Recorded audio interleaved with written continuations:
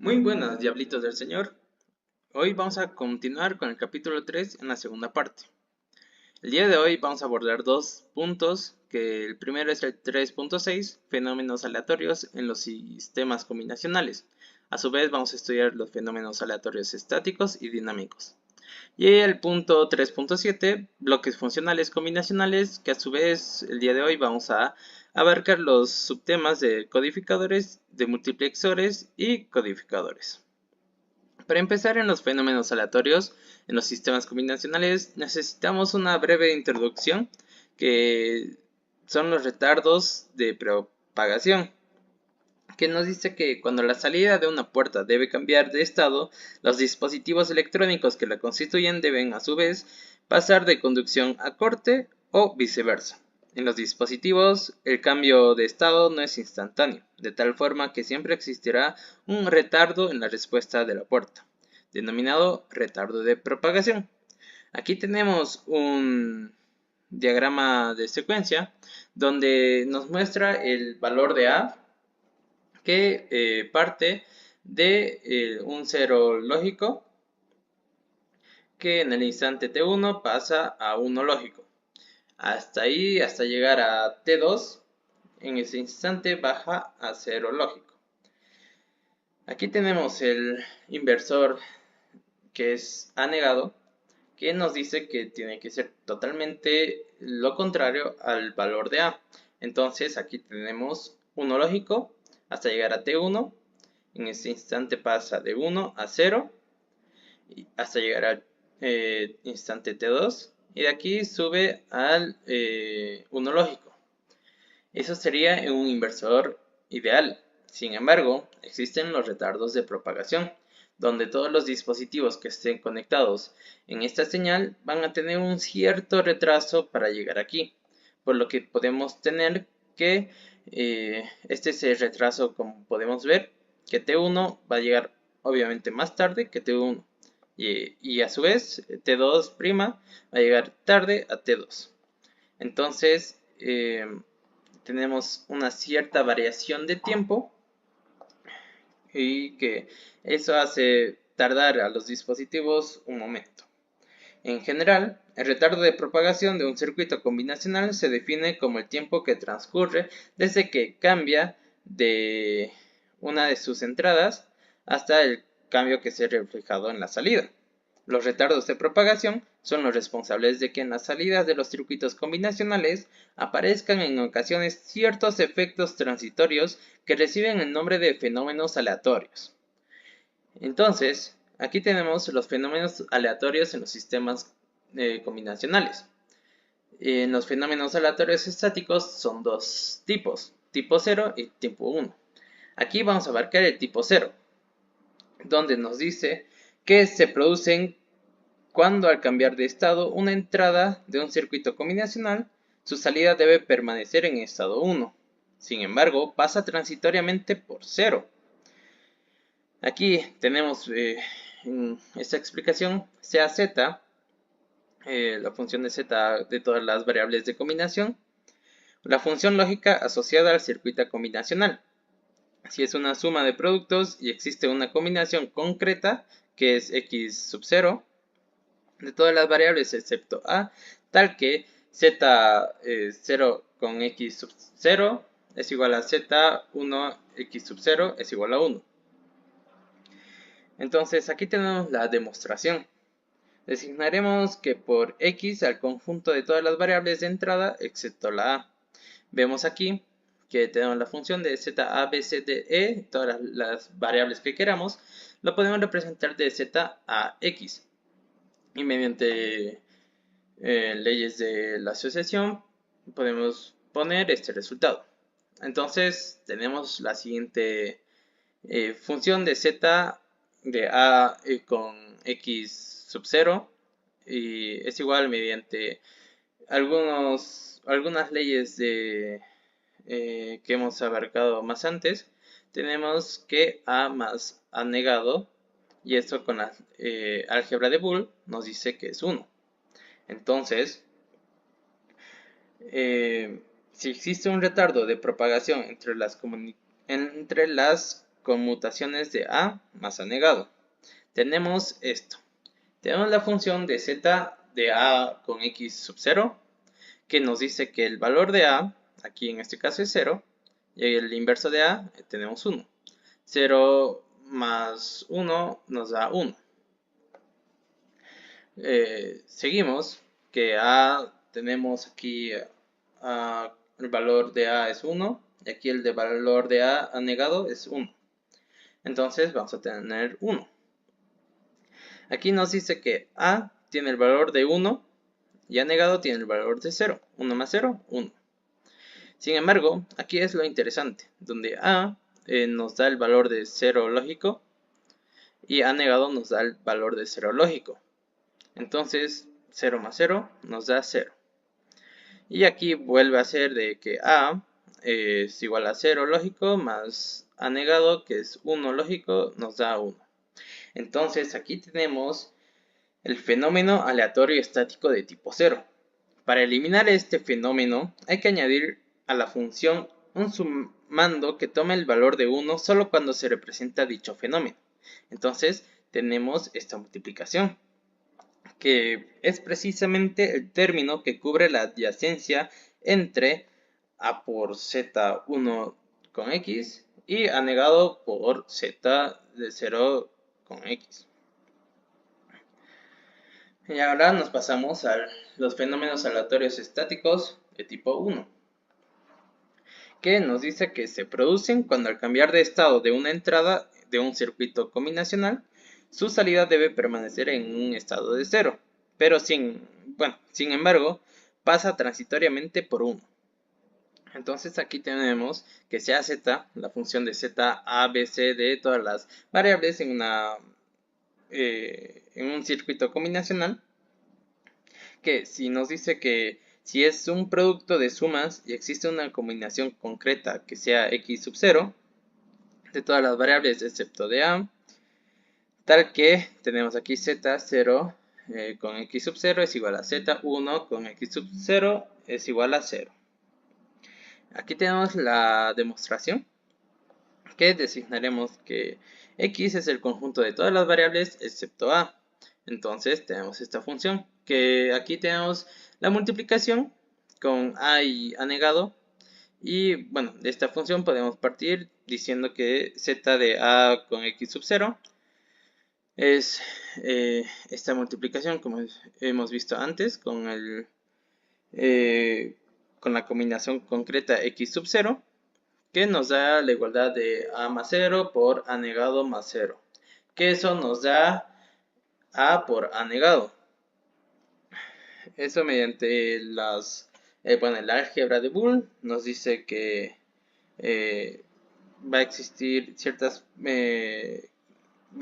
un retardo de propagaciones entre las conmutaciones de a y a negado. Aquí tenemos secuencia de diagrama donde nos dice que a parte de un valor 0 lógico y a negado de 1. Y nos da 0 por 1, 0. Tenemos aquí el valor lógico de a es 1 y el valor lógico de a negado es 1. 1 por 1, 1. Eso nos da un 0 lógico aquí y un 1 lógico aquí. Vamos a seguir aquí. A nos da el valor de 1 y a negado nos va a dar el valor de 0. Entonces 1 por 0, 0. Sigamos aquí. A nos da el valor lógico de 0 y a negado nos da el valor lógico de 0. 0 por 0, 0. Ahora aquí a nos da el valor lógico de 0 y a negado 1. 0 por 1, 0. Entonces aquí tenemos el fenómeno aleatorio estático de tipo 1. Entonces, para eliminar el fenómeno aleatorio hay que añadir a la función un factor que tome el valor de 0 solo cuando se presenta dicho fenómeno. Este fenómeno es precisamente el término que cubre la adyacencia entre a más z 0 con x y a negado más z de 1 con x. Fenómenos aleatorios dinámicos. Se produce un fenómeno aleatorio dinámico cuando al computar la variable de entrada, la salida debe cambiar de estado y lo hace pasando por un régimen transitorio. ¿A qué se refiere con eso? Si nosotros tenemos una señal de entrada A que aquí va de 0 a 1, la salida, independientemente de cuál tengamos, antes de estabilizarse, va a pasar por un pequeño régimen transitorio. Es decir, si nosotros tenemos nuestra función f1 que va de 1 a 0, antes de pasar al 0, aquí va a haber como un pequeño rebote y esto hace que, bueno, se llama el fenómeno dinámico y, bueno, finalmente va a 0 hasta el infinito estabilizándose. Estas se dan cuando las combinaciones para una combinación concreta de todas las variables excepto de A. Aquí vamos a tener que estas expresiones se van a resumir en las siguientes mostradas en pantalla. Esto lo vamos a entender con el siguiente ejemplo. Aquí en nuestro ejemplo tenemos lo que es un circuito lógico con una función de salida de A negado por D más A más B por A negado más C. ¿Esto de dónde sale? Sale de lo siguiente. Aquí tendríamos que nuestra compuerta AND pasa por A, que este A va por un negador, A negado, D, ambas se multiplican y tendremos A negado D. La siguiente, que es AB, ambas pasan por un OR y se suman y a su salida habría A más C. Aquí tendremos C más A negado, como A pasa por el negador, entonces ambas se suman y tenemos en la salida A negado más C, y finalmente ambas entradas van a una compuerta, más salidas, perdón, van a una compuerta AND, se multiplican, y finalmente las salidas de estas compuertas AND van a una compuerta OR, y dan lo que tendríamos como la función final, que es función 6. Ahora, para explicar el fenómeno dinámico, vamos a tener que en esta función A va a seguir siendo A, B va a ser igual a 0, C va a ser igual a 0 y D va a ser igual a 1. Reemplazando estos valores en lo que es nuestra función final, tendríamos A negado más A negado, que es una de las funciones, una de las expresiones que se mencionaron anteriormente.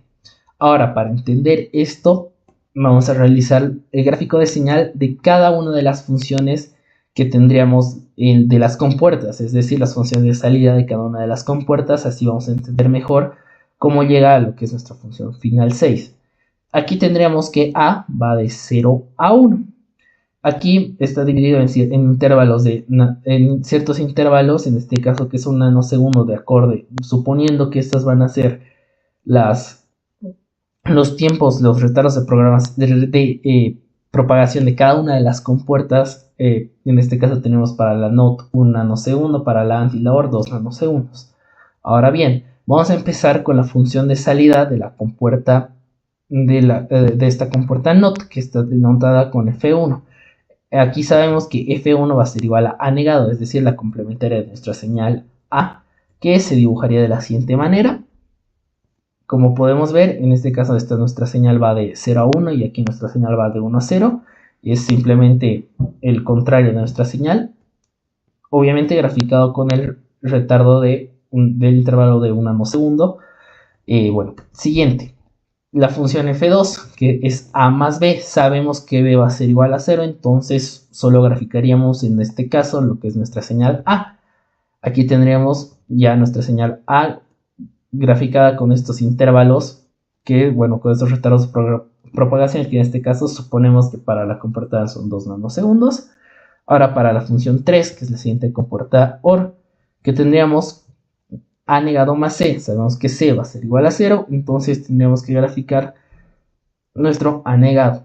Ahora bien, vamos a graficar lo que es la función 4. Nuestra función 4, que es simplemente A negado, que, bueno, ya sabemos cuál va a ser su señal. Ahora bien, nos pasamos a lo que es nuestra función 5, que es la multiplicación de ambas señales, es decir, de F2 con F3. Esta señal, ¿de dónde sale? Sale de lo siguiente, que es una simple multiplicación de lo siguiente. Aquí lo que tendríamos es nuestra función. Entonces, como sabemos que la compuerta actúa como una multiplicación, aquí tenemos que nuestra función 2, nuestra señal en este intervalo es 0. Aquí nuestra función 3 en este intervalo es 1. Entonces, 0 por 1 va a ser igual a 0. Entonces, aquí lo que tendríamos de primeras es 0. Ahora lo siguiente. aquí tenemos que en F2, en este intervalo va a ser 1, y en el siguiente nuestra función 3 va a ser 1, entonces 1 por 1 va a ser igual a 1. Aquí no hay ningún problema, aquí sigue la función.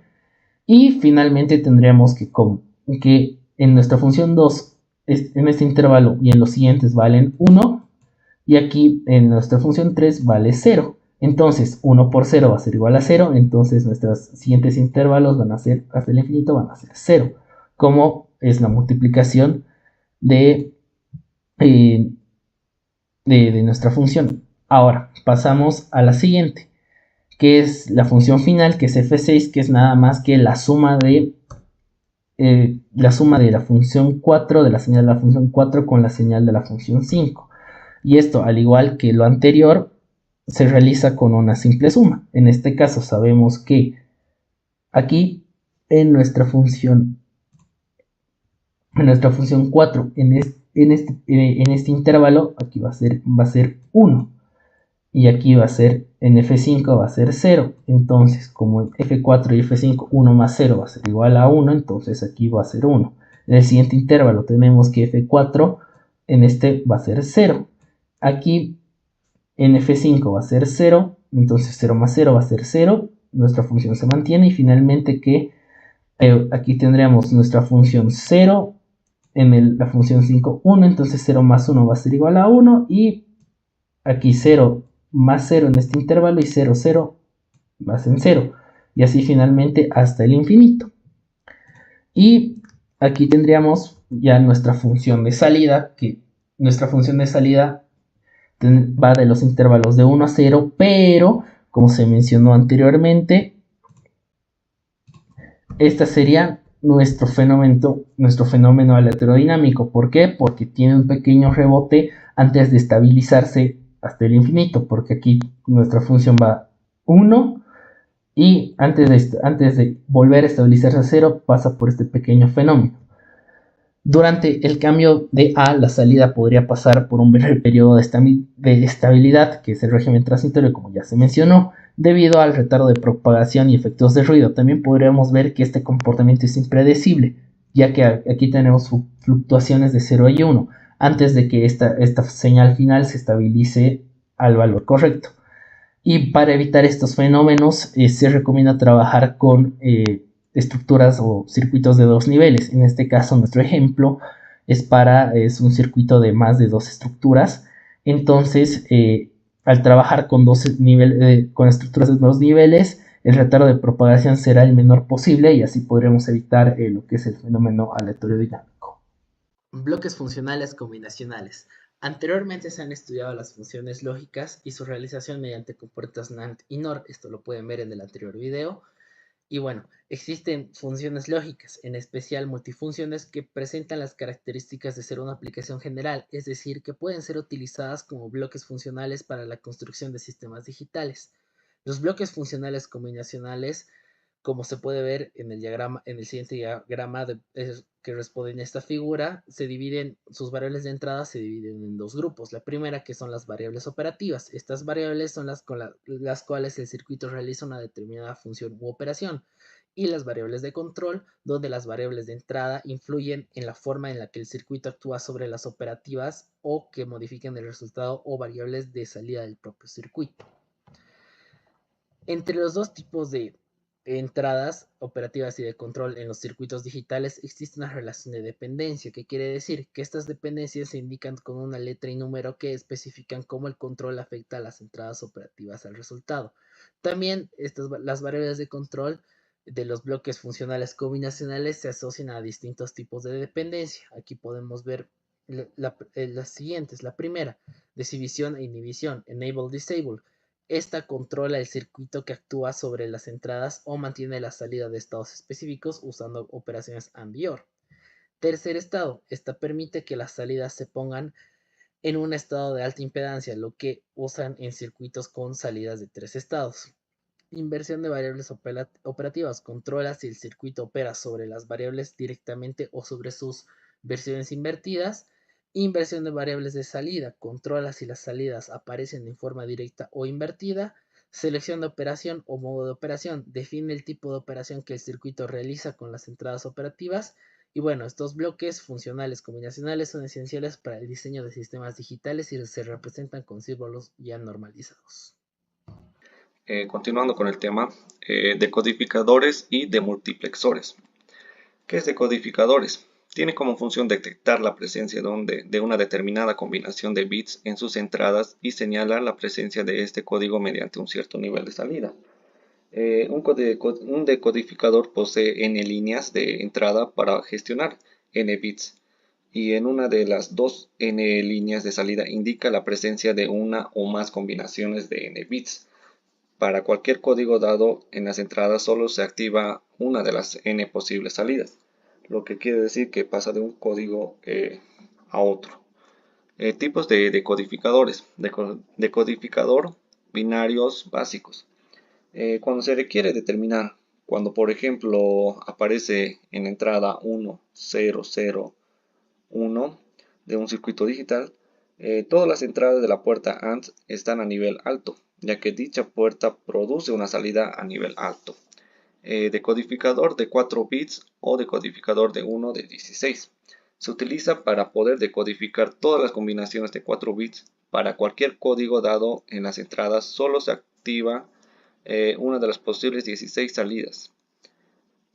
Decodificadores BCD a 7 segmentos, ¿no? Es un circuito combinacional que permite un código BCD en sus entradas y en sus salidas activa un display de 7 segmentos para indicar un dígito decimal, y el display está formado por un conjunto de 7 LEDs conectados en un punto común en su salida, bien en ánodo común o ánodo común o cátodo común. Otra vez. Decodificadores BCD a 7 segmentos. Es un circuito combinacional que permite un código BCD en sus entradas y en sus salidas. Activa un display de 7 segmentos para indicar un dígito decimal. Como ejemplo tenemos lo que es un decodificador de 2 a 4. Lo que nos dice es entradas activas a nivel alto y salidas activas a nivel alto. Cuando esto nos dice activo alto o lógico positiva, se activa con el 1. Pero cuando nos dicen lógica negativa o activa baja, se activa con el 0. ¿Okay? Después de este ejercicio vamos a ver. Tenemos lo que es el decodificado 2 a 4. En la tabla de verdad nos dice que enable está con 1. En A sub 0 y A sub 1 tenemos como entradas y tenemos 4 como salida. De sub 0, de sub 1, de sub 2 y de sub 3. Si queremos activar el D sub 1, entonces en enable ponemos 1, en A sub 1 ponemos 0 y en A sub 0 ponemos lo que es 1. Entonces se activa el D sub 1 con 1 y el resto con 0, 0 y 0. Ahora si queremos activar el D sub 3, entonces en enable ponemos 1, en A sub 0 ponemos 1, en A sub 1, 1 y se activa lo que es el D sub 3 y los restos se pone con C, y el resto no activa, entonces se pone C, entonces el resto es 0, 0 y 0. Entonces aquí tenemos lo que les decía adelante cuando dicen entradas activas a nivel alto y salidas activas a nivel bajo con enable invertido. Entonces su activación es con 0, ya no con 1. Si en enable igual, de la misma manera, si queremos prender el D sub 1, ponemos lo que es en enable 0, ¿no? En A sub 0 ponemos 1 y en A sub 1 ponemos lo que es 0. Se activa lo que es el D sub se activa lo que es el D sub 1 con 0. Y el resto que nos estaría activándose, que sería con 1, 1 y 1. Ahora si queremos activar el D sub 2, ponemos lo que es como podemos ver en la tabla, es en enable ponemos 0, en A sub 1, 1 y en A sub 0, 0 se activaría el de sub 2 con el 0 y el resto con 1. De multiplexores. Este es un dispositivo electrónico que toma una única entrada de datos y es capaz de distribuir su valor en una de sus múltiples salidas. Esto lo hace en función de una señal de control. Los pines por los que está conformado un demultiplexor son un único pin de datos, una determinada cantidad de pines de selección en función del integrado con el que estamos trabajando, una determinada cantidad de salidas, que viene dada por 2 elevado a la n, donde n es la cantidad de pines de selección que nosotros tengamos, y el funcionamiento que tiene es el siguiente. Nosotros, por nuestros pines de selección S0, S1 y S2, donde S0 sería el bit más significativo y S2 el bit menos significativo, podemos aplicar una señal en código BCD natural, binario, y su equivalente en decimal es el que se puentea con la entrada de datos. Así, de esta manera, si nosotros aplicamos un 0, 0, 1 por los pines de selección, su equivalente binario en decimal es 1, entonces la salida I1 es la que se conecta con el pin de datos. Se puentea, por decir así, lógicamente. De esta manera, la salida I1 va a tener el mismo valor que nosotros apliquemos por el pin de datos. Si nosotros aplicásemos un 0 por el pin de datos, entonces la salida I1 va a tener un valor de 0. Si nosotros aplicásemos un valor de 1 por el pin de datos, la salida I1 va a tener un valor de 1. Podemos ir variando nuestros pines de selección para ir conectando con la salida, el pin de datos con la salida que nosotros requiramos. Por ejemplo, si ahora ingresamos un 0, 1, 1, lo que estamos haciendo es conectar su equivalente en decimal, que sería el 3, la salida 3, con el pin de datos. Así, si nosotros ingresamos un 0 por el pin de datos, la salida I3 va a ser igual a 0. Si ingresamos un 1 por el pin de datos, la salida I3 va a ser igual a 1.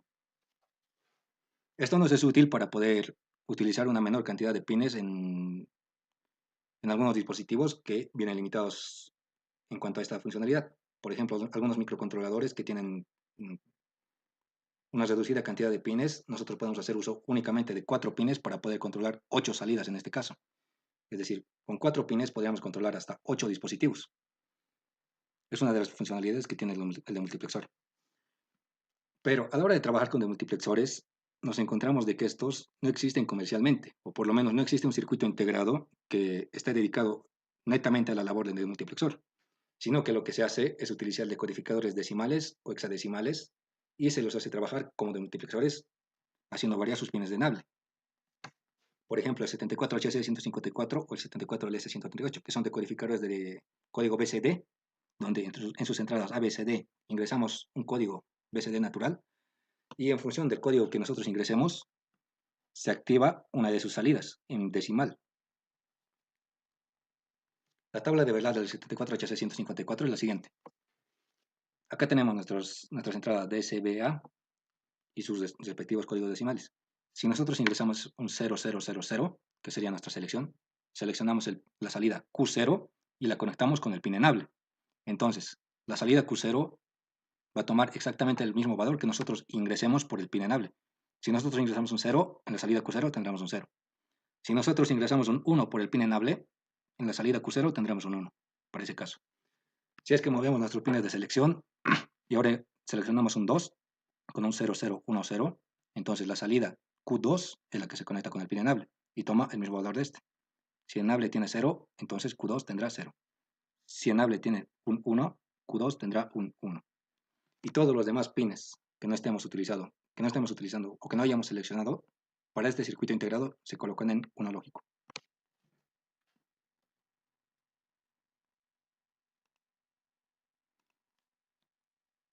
Acá tenemos la simulación de este demultiplexor, donde tenemos nuestros pines de selección, mediante los cuales podemos seleccionar la salida. Nuestro pin de datos, y por la parte superior tenemos un decodificador de 7 segmentos que simplemente nos muestra el equivalente en decimal del número que estamos ingresando por los pines de selección. Entonces, si nosotros ingresamos un 1 por los pines de selección, 0001, entonces la salida 1 se va conectada al pin de datos. Así, toma exactamente el mismo valor que este pin. Si es que nosotros ingresamos un 1 por el pin de datos, la salida se pone en 1. Si nosotros ingresamos un 0, se pone en 0. Si cambiamos nuestra selección y ahora colocamos un 1, 0, por ejemplo, que es el equivalente a un 3, un 2, entonces nuestra salida 2 tiene el mismo valor que el pin de datos. Entonces, si tenemos un 0 en el pin de datos, en la salida 2 tenemos un 0. Si tenemos un 1, en la salida 2 tendremos un 1. Y así podemos ir variando nuestros pines de selección en función de cuál salida es la que queramos utilizar.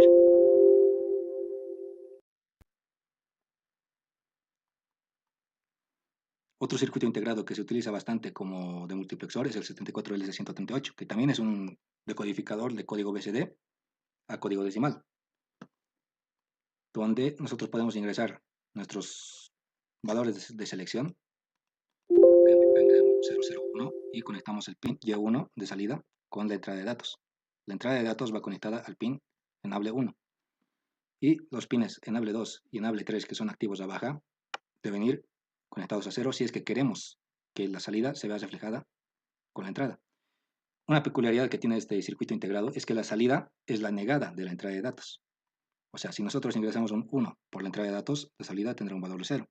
Si ingresamos un 0, la salida tendrá un valor de 1. Y si es que nosotros activamos el pin enable, desactivamos o ponemos en 1 todas las salidas. Si lo desactivamos, volvemos a activarla. Ahora explicaremos qué vienen siendo los codificadores. Los circuitos codificadores son sistemas combinacionales de dos n entradas y n salidas. ¿A qué me refiero con esto? Que acá en n, por ejemplo, podemos tener un valor de 3, por ejemplo. Vendría siendo 2 elevado al cubo. Y nos dice que tenemos entonces 2 elevado al cubo, bien sabemos que es 8. Y tendríamos una salida de 3 salidas, ¿no? Básicamente es eso. Este circuito lo que hace es pasar de un número decimal o un número en base 10 a un número binario o un número en base 2. Este circuito también este es un codificador que puede ser creado de dos maneras, con prioridad y sin prioridad. ¿A qué me refiero con esto? A que, por ejemplo, con prioridad, por ejemplo, no importa si tenemos, por ejemplo, queremos transformar en 4, no importa qué variables estén acá, por eso es que están las X. Puede estar un 1, 0, 1, no importa, mientras tanto en acá la última variable sea 4. Esta va a tomar siempre el número de mayor valor o el número de mayor peso. Por ejemplo, en acá, si queremos transformar un 6, no importa que esté acá atrás, puede estar un 1, 0, 1, siempre y cuando en acá esté un 1 en el número que queremos transformar, acá va a botarnos la salida 6. Acá en la tablita de verdad podemos verificar. Esto es más fácil de comprender cuando estas entradas lo tomamos como pulsadores. Por ejemplo, una persona que no conoce, digamos, transformar de binario a decimal, quiere ver, digamos, cuánto es 4 en binario. Lo que hace pulsa 4, pero a la vez, por querer probar, digamos, pulsa un 2 más. A la vez, lo que va a hacer el codificador va a ser transformar el 4. ¿Por qué? Porque es el número de mayor valor. Y lo transforma, ¿no? En acá, estos números de acá, yo los anoté.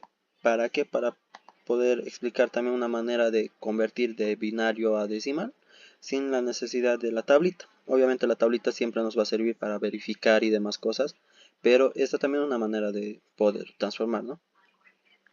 Estos números son básicamente una suma que nos viene dando 7. Si sumamos 4 más 2 nos da 6, más 1 nos da 7. En acá estos salen el 1, simplemente es en la nota porque es o sea, nos va a ayudar a hacer sumas impares, por así decirlo. Y en acá ya el 2 viene siendo de acá. Si por ejemplo 2 elevamos a 1, nos va a dar 2. Si 2 elevamos al cuadrado, nos va a dar 4. Y 2 elevamos al cubo, nos va a dar 8 y así. Pero en acá no anotamos el 8 porque no es necesario. Lo que estamos buscando es que nos den una suma que nos dé como total 7, ¿no? Ok, por ejemplo, si queremos transformar el 5, acá tenemos el 5. Nos dice, ¿qué nos dice esto? Que tenemos que buscar una suma entre dos números que nos dé 5. Por ejemplo, si sumamos 4 más 2 nos va a dar 6, no nos sirve. Si sumamos 4 más 1 nos va a dar 5. Entonces, en esos números que estamos utilizando para realizar la suma, anotamos un 1 y en el número que no estamos utilizando un 0. Y así es como podemos verificar, por ejemplo, en acá, el 5. Nos dice que es 101 y en acá 101, lo mismo, ¿no? En acá también estamos viendo la simbología no normalizada de un codificador positivo, un codificador positivo, ya que no tiene negadas, no normalizado, ¿no? Básicamente es eso. Bueno, en esta otra tabla de verdad, ¿qué estamos viendo? Estamos viendo un codificador con prioridad de n3, es decir, de 8 variables y 3 salidas. Pero en este caso estamos tomando una variable más. ¿Por qué? Porque nuestras 3 salidas binarias, tanto como q sub 0, q sub 1 y q sub 2, 2, perdón, simplemente tienen 8 combinaciones diferentes. Es decir, no se puede discernir entre la situación en que ninguna de las entradas está activa o en que todas las entradas estén activas y aquella en que es activa la de mayor peso. Por ejemplo, en esta tabla de acá podemos ver tres normas que se está aplicando. Por ejemplo, si el valor de i, la entrada de i, toma el valor de 1, no importa que esté en las demás entradas, ya sea aquí puede haber un 1, acá otro 1 y acá otro 0, digamos. Todas nuestras salidas, tanto q sub 1, q sub 2 y q sub 0, en acá olvidé mencionar que también se añade otras dos variables que venían siendo p sub 1 y p sub 0. Todas esas salidas van a tomar el valor de 1. Pero si i toma el valor de 0 y todas las entradas están en estado 1, todas nuestras salidas, excepto las p sub 1 va a tomar el valor de 0. Es decir, por ejemplo, en acá tenemos que desde q sub 0 hasta q sub 2 tenemos que es 1 y p sub 0 es 1, pero p sub 1 es 0.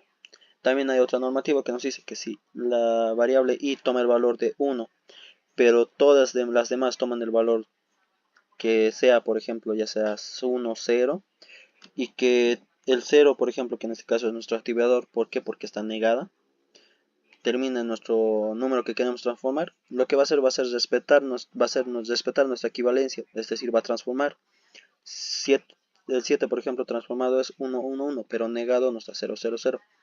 Y esto nuestras salidas p sub 0 y p sub 1, p sub 0, por ejemplo, va a tomar el valor de 0 y p sub 1 va a tomar el valor de 1. Y es lo que se hace en el resto de la tablita, ¿no? Esta, por ejemplo, es un codificador negativo. ¿Por qué? Porque acepta simplemente entradas negadas y va a botar salidas negadas también. Por eso es que acá nuestro activador es un 0 y no un 1, como en casi todos los casos se aplica, ¿no? En este ejemplo, por ejemplo, estamos viendo un símbolo de un codificador con prioridad normalizado. En acá podemos ver, por ejemplo, el indicativo de h'pri sobre bin, el cual que nos dice que el h'pri, por ejemplo, significa que es un codificador de prioridad y el bin es que nos dice que tiene una salida en binario natural. Por ejemplo, en acá nos está también ayudando, es como un datasheet, por así decirlo, que nos está ayudando, por ejemplo, a indicar que, por ejemplo, las salidas, tanto como q sub 0, q sub 1 y q sub 2, van a recibir las siguientes denominaciones, del 0 al 2, y también van a venir acompañadas del número alfa, del símbolo alfa. Los números nos van a indicar el peso de cada bit y el símbolo nos dice que la salida corresponde a 0 si en alfa está en nivel 0, ¿no? Básicamente es eso. Después también en acá podemos ver otras simbologías. Por ejemplo, para a sub 0 hasta a sub 7 se identifican con los números de 0 a 7, lo cual nos indica su peso en decimal. O sea, esas son sus entradas básicamente, ¿no? Lo cual también están acompañadas del símbolo Z, seguido de un número. Por ejemplo, en acá tenemos desde 10 hasta 17, ¿no?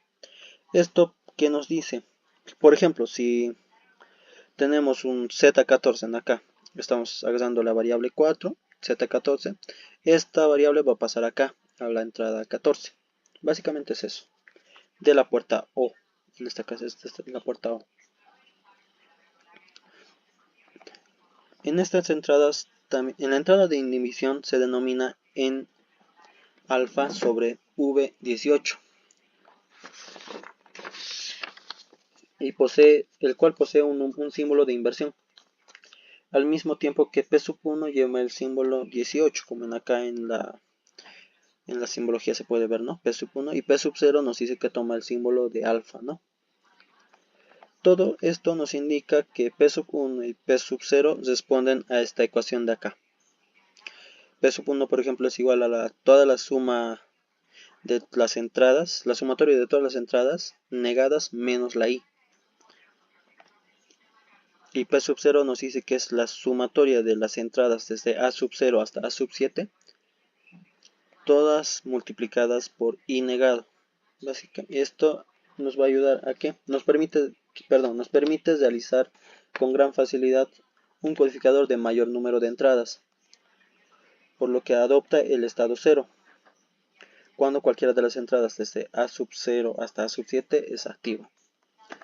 En esta otra tabla de acá, por ejemplo, estamos viendo un codificador de prioridad ABCD, es decir, a binario codificado natural, y de tipo 2 elevado a la 4, es decir, que tiene 16 entradas y 4 salidas. Pero en acá simplemente vemos 9 entradas, ¿no?